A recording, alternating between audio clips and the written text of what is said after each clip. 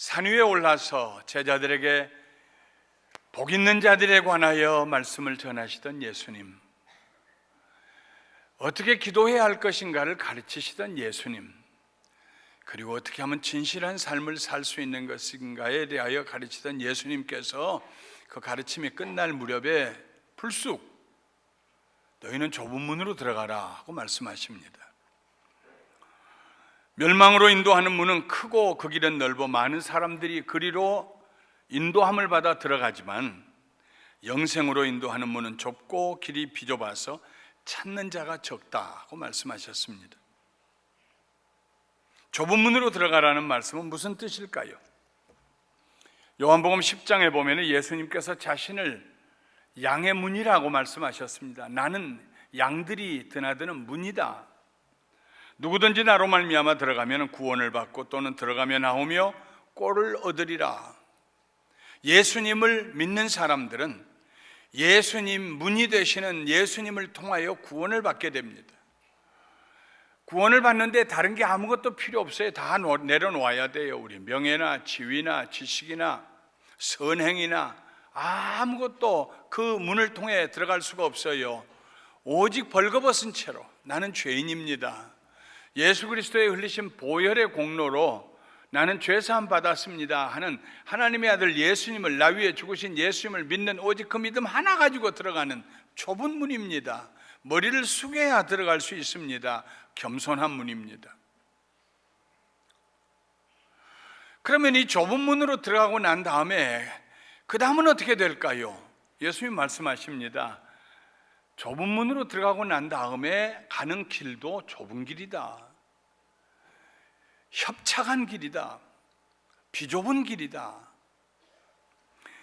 좁은 문이 예수님을 믿고 믿음으로 구원을 얻는 문이라면 좁은 길은 예수님의 말씀을 따라 살아가는, 자기를 부인하고 예수님의 십자가를 짊어지고 살아가는 제자의 삶입니다. 예수님께로 와서 예수님과 함께 살아야 됩니다. 삶의 스타일이 예수님의 스타일이 아니면 안 됩니다. 좁은 문에서 예수님을 믿음으로 구원을 받고 모든 게 끝난 줄 알았는데 그 다음에 구원받은 하나님의 백성들이 살아가는 길은요, 넓고 마음대로 살 수 있고 구원 한번 받았으니까 이제는 끝장이다, 내 맘이다, 그런 광장과 같은 넓은 길이 아닙니다. 예수님과 함께 걸어가는 길은, 예수님의 말씀으로 하나님의 말씀을 따라 살아가는 길은 아주 좁은 길입니다. 불편한 길입니다. 예수님을 믿는 사람들은 불편함을 느껴요. 예수님을 믿으면서 불편함을 느끼지 않는다면 뭐가 이상한 것입니다. 누가복음 14장에 보면 예수님께서 사람들을 불편하게 만드시는 전형적인 예를 보게 됩니다. 바리새인 지도자가, 이름 있는 바리새인이 예수님을 안식일 잔치에 초대했습니다. 안식일을 지나고 안식일 저녁에 끝나갈 무렵에 막 음식을 배설하고 손님을 초대해서 그래서 식사를 하는 자리입니다. 그 자리에 초대받는 것만으로도 그 지역에 있어서는 영광스러운 그런 일입니다. 그런데 그 집에 예수님이 초대받았을 때 그 자리에 수종병 앓고 있는 사람이 있었어요. 수종병은 피부 사이에 물이 고여 있는 병입니다. 간이 나쁜 사람은 배에 물이 차서 복수가 차오르는 겁니다. 뇌수종이 걸리면 뇌에 물이 차가지고 어느 부분이 부풀어 오릅니다. 가끔은 혹으로 나타나기도 하고요. 그런데 사람들의 눈에 보기에 분명하게 저 사람 병들었다, 비정상적이다 하는 수종병에 걸린 사람이 거기에 있었어요. 좀 모르는 척하고 잔치에 초대받았으니까 저녁 같이 잡수시면 얼마나 좋아요. 예수님께서 불쑥 질문하십니다. 안식일에 이 사람을 고치는 것이 옳은 일이냐, 그런 일이냐? 의로운 일이냐, 불의한 일이냐? 아무도 대답을 않습니다. 바리새인들은 안식일에 일하는 것을 끔찍하게 생각했거든요. 병든 자를 치료하는 것도 일이라고 생각했거든요. 안식일에 너희 아들이 우물에 빠졌으면 건지지 않고 그냥 두겠느냐? 너희 소가 빠졌으면 그냥 두겠느냐? 안식일에 이 사람을 고치는 것이 의로운 일이냐, 불의한 일이냐? 아무도 대답 안 해요. 모두를 불편하게 만드셨어요. 그리고 그 사람에게 말씀하셔서 말씀으로 그 사람을 치료해 주셨습니다. 몸의 부기가 즉시로 싹 빠져나갔습니다. 같이 식사하려고 모두 앉아 있는데 사람들이 그저 긴장감이 팽배합니다. 왜냐하면 앉는 순서가 주인의 앉는 자리부터 이렇게 자기 지위나 존경받는 정도나 혹은 부유함이나 이런 걸로 인하여서 다 사회적인 계급이, 눈에 안 보이는 계급이 매겨져 있는데 누가 주인 가까이 앉느냐, 상석에 앉느냐, 이거 가지고 모두가 신경전을 벌이고 있습니다. 어떤 사람을 향해 눈을 흘기기도 하고, 어떤 사람은 나 몰라나 하고 눈 감고 앉아 있기도 하고, 다른 사람이 다른 옆 사람을 찔벅이면서 저 사람 좀 나오라고 하라고. 예수님 보니까 난리예요. 소리는 안 나는데. 그래서 예수님께서 말씀하셨습니다. 너희 중에 누구든지 높은 자가 되기를 원하거든 낮은 자리에 앉아라. 어떤 잔치에 가서 나는 이 집에 제일 그래도 높은 사람이다 하고 앉아서 상석에 앉았는데 주인이 와가지고 미안하지만 형제여 자리 좀 비켜주세요. 자기보다 더 나은 사람이 와서 거기 앉고, 자기가 일어나서 보니까는 주르르 앉아서 할 수 없이 끝석에 말석에 가서 앉는다면 얼마나 부끄럽겠느냐. 그런데 와서 저 끝에 앉아 있는데 주인이 와서 왜 형제 여기 앉아 있느냐고 저 위로 가자고 하면은 얼마나 영광스럽겠느냐. 예수님이 그 말씀을 할 때 그 자리에 와 있는 사람들이 얼마나 불편했겠어요. 예수님이 한 걸음 더 나가십니다.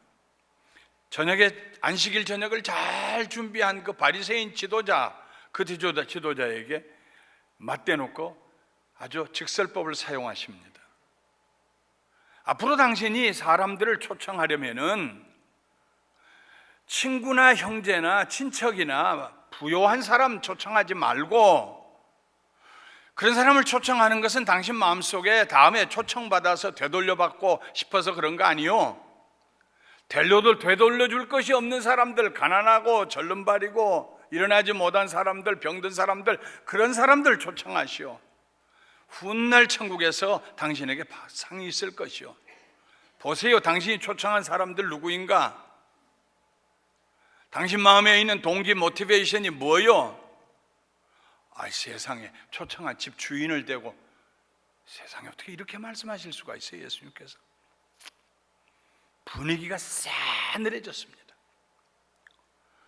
어떻게 좀 움직여서 좀 이 분위기를 풀어야겠는데 하는 어떤 사람이, 용감한 사람이 음성을 높였습니다.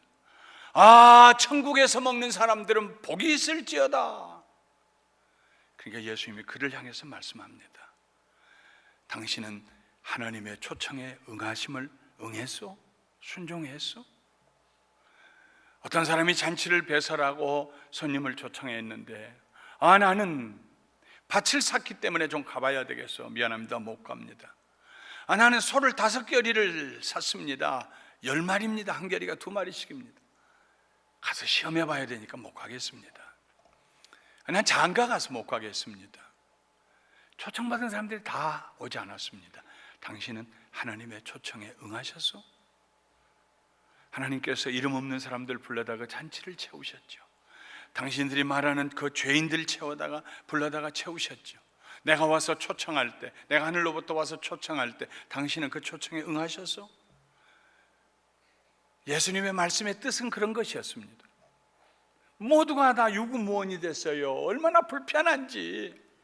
왔으면 좀 식사나 하고 가실 일이지 왜 이렇게 사람들을 불편하게 하는지 몰라요. 그런데 예수님 마지막으로 말씀하십니다. 누구든지 나를 따르려거든 자기의 모든 것을 기업하고 자기를 부인하고 나를 쫓아야 할지니라. 내 제자가 되려면. 예수님과 함께 사는 삶은, 좁은 문을 들어가 예수님을 구주로 영접하고 믿고 믿음으로 구원받아서 예수님과 함께 사는 삶은 계속하여 예수님의 말씀을 듣는 삶입니다. 말씀의 테두리를 벗어날 수가 없습니다. 대충 살아도 되는 그런 느슨한 삶이 아닙니다. 적당하게 변명하고 넘어갈 수 있는 삶이 아닙니다. 협착한 길, 몸도 제대로 움직일 수 없는 절벽 위에 난 길을 걸어가는 것처럼 내 마음대로 살아갈 여유가 없습니다. 매 순간마다 주님께서 개입하시고 신측하십니다. 우리의 모든 말과 행동을 그때마다 물어보십니다. 왜 그렇게 말했느냐고, 네 말이 진실한 거냐고, 그렇게 말한 동기가 뭐였냐고, 왜 그렇게 행동했냐고, 그 동기는 무엇이냐고. 그냥 넘어가시는 법이 없습니다. 적당하게 타협하시지 않으십니다. 깐깐한 교수보다 더 날카롭게 우리를 다루십니다. 그게 제자의 삶입니다. 불편합니다. 예수님을 믿고 신앙생활 하는데 나는 전혀 불편함이 없다. 그분은 둘 중에 하나요. 천사든지 아니면 예수님과 상관없는 사람이든지.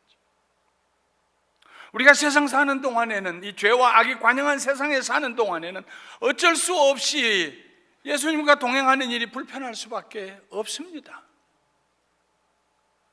거울을 보면 자기의 허물이 보이는 것처럼, 반듯한 자를 놓고 보면 삐뚤어진 선이 보이는 것처럼. 그런데요, 묘한 현상이 일어납니다. 이해할 수 없는 현상이 일어납니다.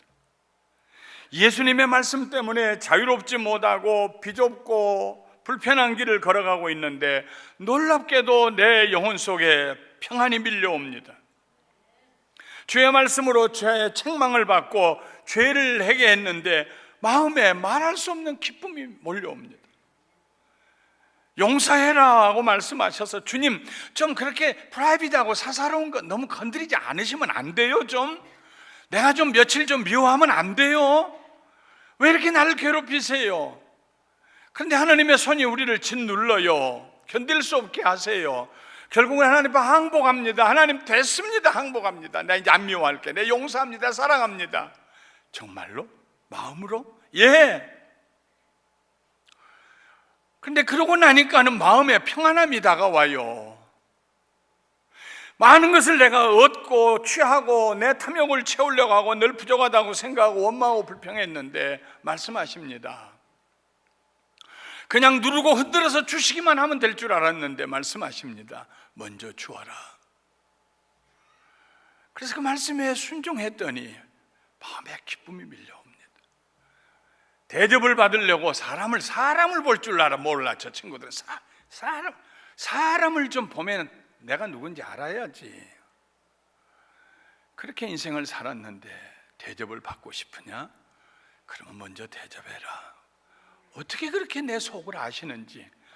그래서 괴로워하며 목에 머리를 흔들다가 회개하고, 그래, 내가 먼저 낮은 자리에 들어가서 대접해야지.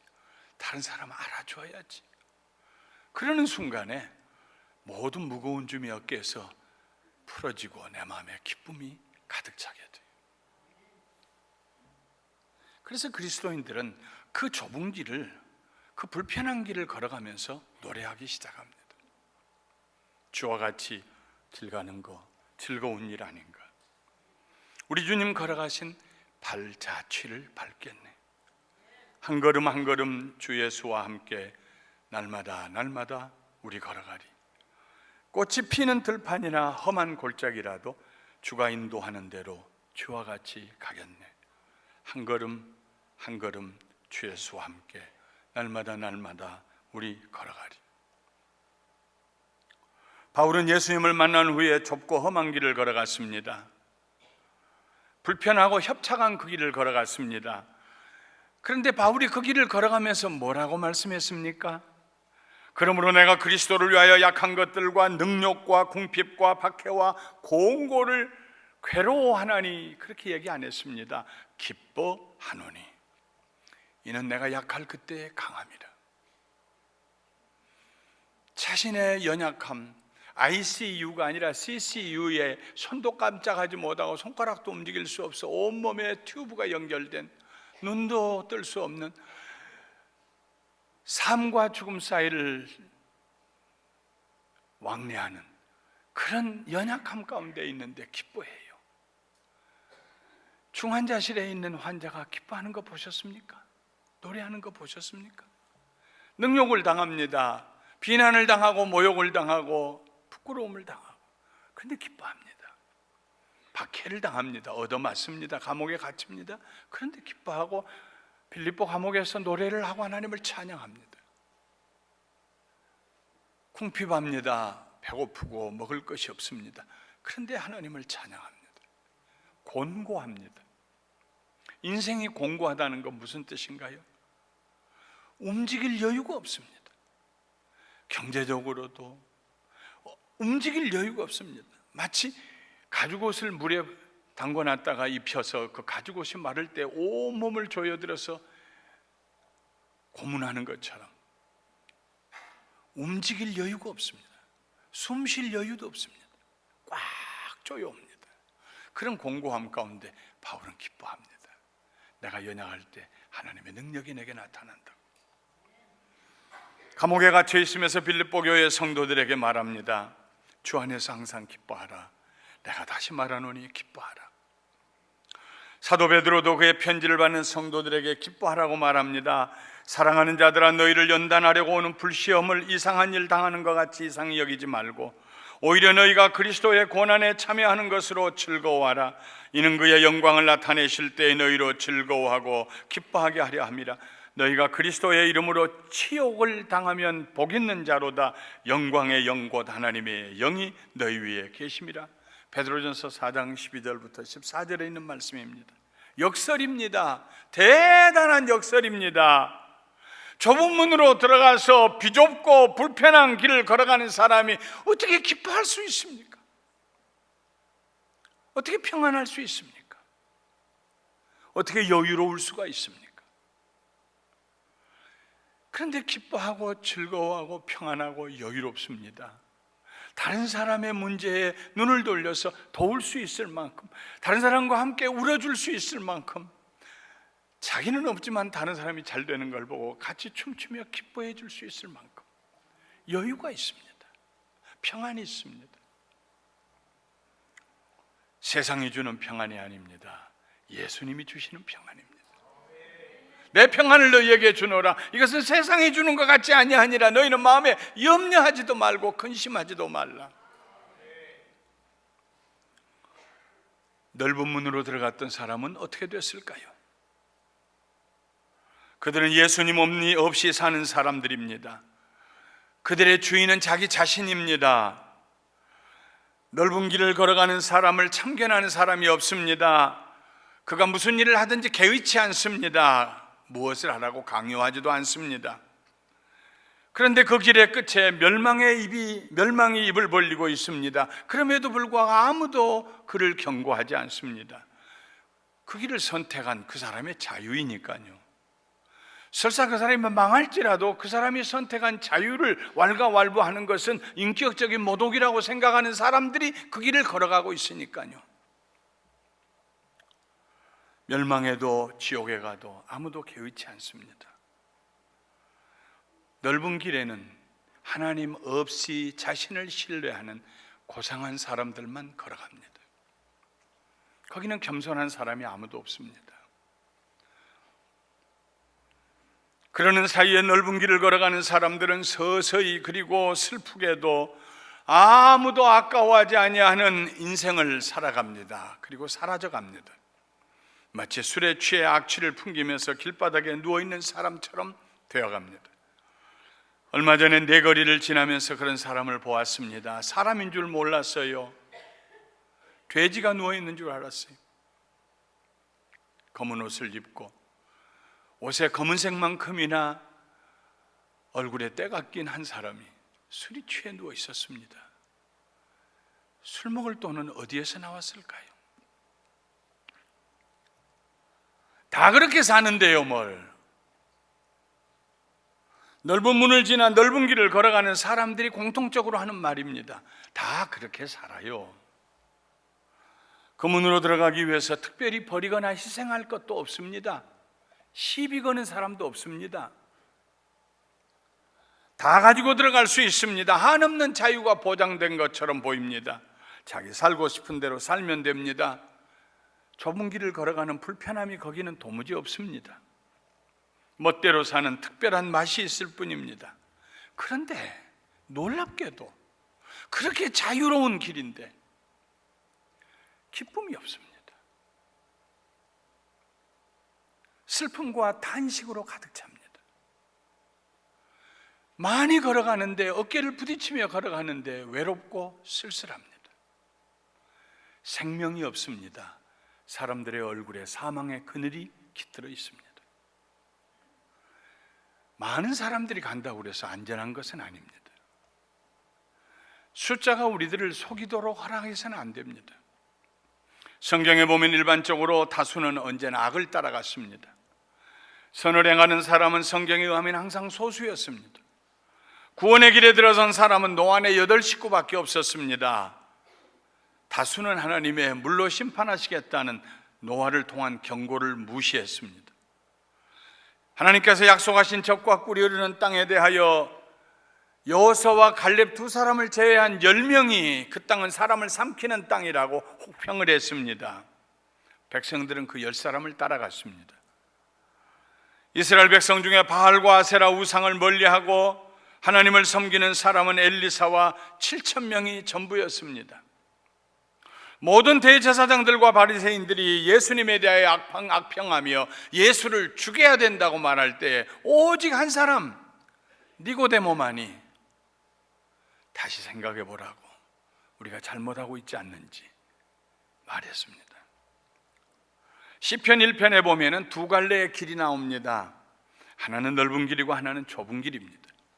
복이 된 사람은 악인들의 꾀를 따르지 아니하며 죄인들의 길에 서지 아니하며 오만한 자들의 자리에 앉지 아니하고 오직 여호와의 율법을 즐거워하여 그의 율법을 주야로 묵상하는 자로다. 넓은 길로 가는 많은 사람들은 악인들의 꾀를 따릅니다. 한 사람의 아이디어가 아니라 악한 사람들이 만들어낸 많은 악한 사람들의 꾀를 따릅니다. 죄인들의 길에 서 있습니다. 오만한 자들 다수가 가는 그 자리에 앉아 있습니다. 많은 사람들이 악인의 꾀를 쫓고 죄인의 길에 서고 오만한 자의 자리에 앉을 때에 오직 복 있는 사람은 한 사람입니다. 싱글, 단수입니다. 그 사람이 홀로 하나님의 말씀을 묵상하고 있습니다. 하나님의 말씀을 묵상하다가 양심의 가책이 와서 가슴을 치면서 회개합니다. 하나님의 말씀을 묵상하다가 일어나서 원수졌던 사람에게 가서 화목하고 돌아옵니다. 하나님의 말씀을 묵상하다가 성령님이 그의 마음에 책망하실 때 의도가 없었지만은 남의 것에 손해를 끼친 것이 생각나서 가서 대갚아주고 옵니다. 말로 다른 사람의 명예를 훼손했던 것을 용서를 구합니다.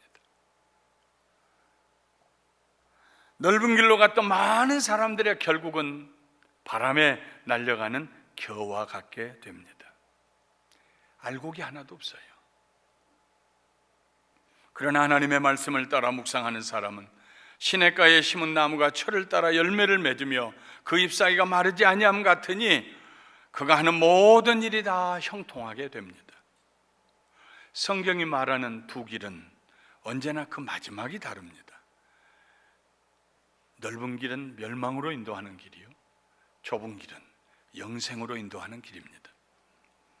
예수님께서 탄식하시듯이 제자들에게 말씀하셨습니다. 그런데 그 길을 찾는 자가 얼마나 적은지, 그 좁은 길을 찾는 자가 얼마나 적은지. 여기에서 찾는다는 동사는 현재 진행형입니다.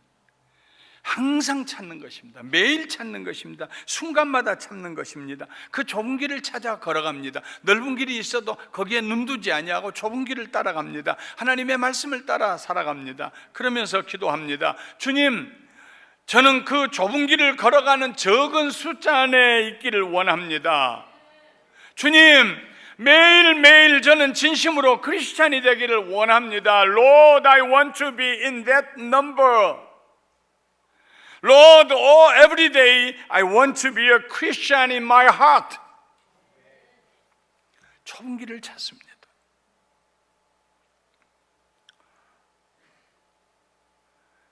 좁은 길을 찾고 좁은 길을 걸어가며 다른 길에다가 눈길을 두지 않습니다. 유혹을 물리칩니다. 그러며 찬송합니다. 신자 되기 원합니다.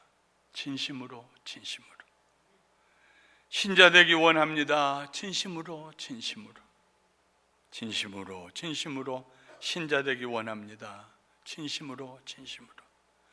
사랑하기 원합니다. 진심으로 진심으로. 거룩하기 원합니다. 진심으로 진심으로. 예수 닮기 원합니다. 진심으로 진심으로. 예수님 말씀하셨습니다. 내가 길이다, 내가 진리다, 내가 생명이다. 나로 말미암지 않고는 아버지께로 올 자가 아무도 없다. 오늘날 우리가 사는 이 사회는 갈수록 떠밀려가는 사회가 되어가고 있습니다. 개인적인 생각을 할 수가 없습니다. 문화라고 하는 넓은 문으로 밀려 들어갑니다.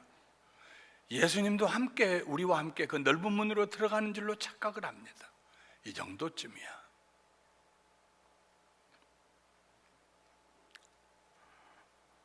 그리고 그 넓은 길을 걸어갑니다. 하나님의 말씀 한 번도 읽지 아니하고 하나님의 말씀 가지고 실험해 보지도 아니하고 오라 나는 공고한 사람이로다.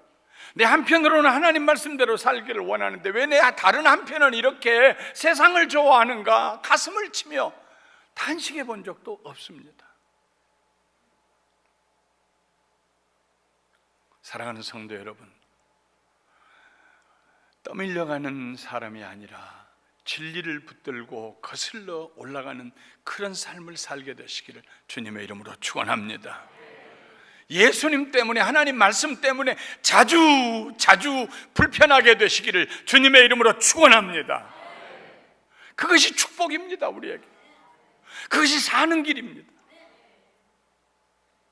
일주일 내내 고민하고 씨름하고 불편하다가 마지막에 두 손 들고 전부 여지 없어서 항복하는 사람, 그 사람이 복 있는 사람입니다. 말씀을 마치겠습니다. 예수님은 언제나 죄인들을 따뜻하게 용납하시고 사랑하셨습니다. 가늠하다 현장에서 잡힌 여인을 변호하시고 보호하셨습니다. 너희 중에 죄 없는 자가 돌로 쳐라 먼저.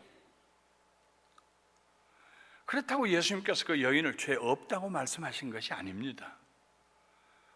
오히려 엄중하게 말씀하셨습니다. 가서 다시는 죄를 범하지 말라. Go now and live your life of sin. 죄로 뒤범벅이 된 네 삶을 청산하고 이제는 떠나라. 그런 삶에서. 와, 어떻게 그렇게 말씀하실 수가 있습니까? 어쩌다가 그렇게 실수했구나. 다시는 그런 실수하지 말라. 아니요. 이제 가서 이제까지 살아왔던 그 너의 죄된 삶, 죄로 가득 찬 삶, 악우까지 차오르는 그 죄의 삶을 live from the life of sin. 죄의 삶을 떠나라.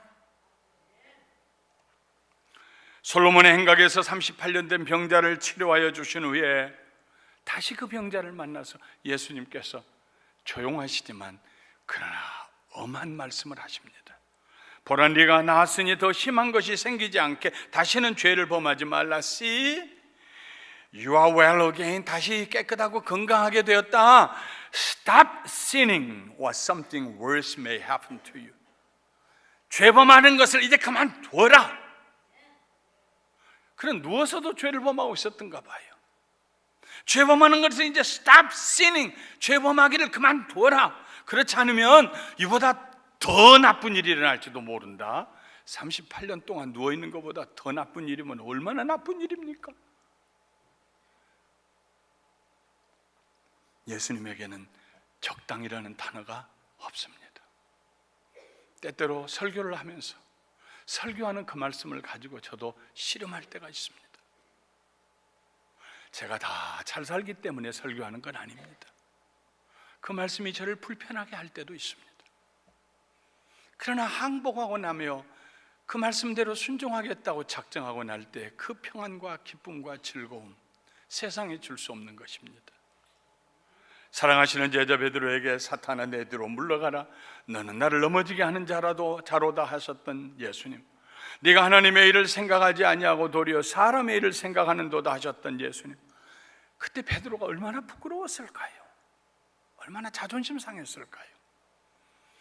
그러나 그 불편한 예수님의 말씀에 베드로는 회개했고 훗날에 베드로야 내가 이 사람들보다 더 나를 사랑하느냐 하고 물으실 때 주여 내가 주님 사랑하신 줄 주께서 아시나이다 고백했습니다. 예수님을 믿는 것은 좁은 문으로 들어가는 것입니다. 예수님의 말씀을 따라 사는 것은 좁은 길로 걸어가는 것입니다. 사랑하는 성도 여러분, 그 좁은 길에서 오히려 한없는 자유를 누리시며 사시기를 주님의 이름으로 축원합니다. 그 좁은 길을 가면서 오히려 다 내려놨다고 생각하는데 하나님이 주시는 말할 수 없는 축복과 형통을 누리시면서 기뻐하고 즐거워하시기를 주님의 이름으로 축원합니다. 축원합니다. 축원합니다. 기도하시겠습니다.